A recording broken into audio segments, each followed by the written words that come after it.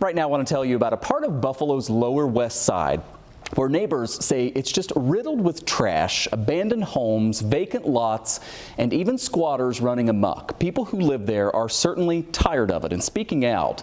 Take a look at some of the neglected properties that Investigative Post dug up. This is all near an intersection on Niagara Street. The lots are owned by well-known developers, but as you can see, they're not being maintained. The city is owed thousands of dollars in back taxes from these properties. The question, what's being done about it? Ijaz Jasil with Investigative Post went looking for answers to that question, and she joins me live here tonight. Great to see you as always. Great to see you as well, Michael. So tell me the specific area we're talking about here, and this just seems to be one of those things where neighbors are like, all right, something's got to give. Yeah, so this is the intersection of Niagara and Jersey Streets, and as soon as you get into that area, you can immediately see just rows and rows of boarded up buildings. And these are buildings that are by businesses, by homes that people live in. You wouldn't imagine that these types of derelict properties would be allowed to be in such vibrant neighborhoods, but they are, and they've been causing so many issues, as you've just described, for the people who live and who work there.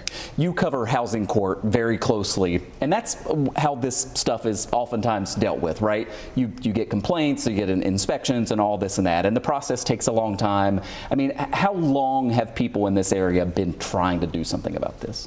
From several accounts I've heard, over a decade. Wow. Yeah, these properties have been problematic. They've been overrun with squatters. There have been pleas to get some of them torn down. Some of them have gone to housing court, but some of the cases have been closed with no apparent resolve.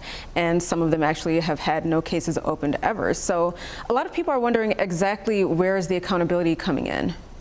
And on that point, I mean, obviously there's a council member who represents that area. There are questions and concerns sent to the mayor. We're going to have a new administration come January. Yeah. How do they, the folks who are upset about this, what is their game plan in terms of trying to actually get action this time?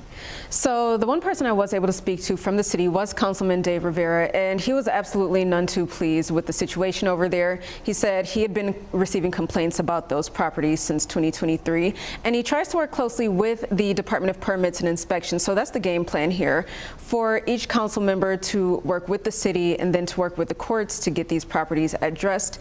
If the owners are not going to do right by paying their taxes and keeping up their properties, then they have to be prosecuted. You know, it's against the law, and then it's also, as we said, just really tearing down these neighborhoods. Yeah, it's one thing. There's so many people who live there, take so much pride in where they live. They work so hard to make sure that their properties look good and abide by the law, as you say. And when others don't follow the rules, it's frustrating. There is a lot to this story. Ijaz Jasil with Investigative Post. Great to see you. We encourage everybody to read the full article. Thank you. Thank you so much.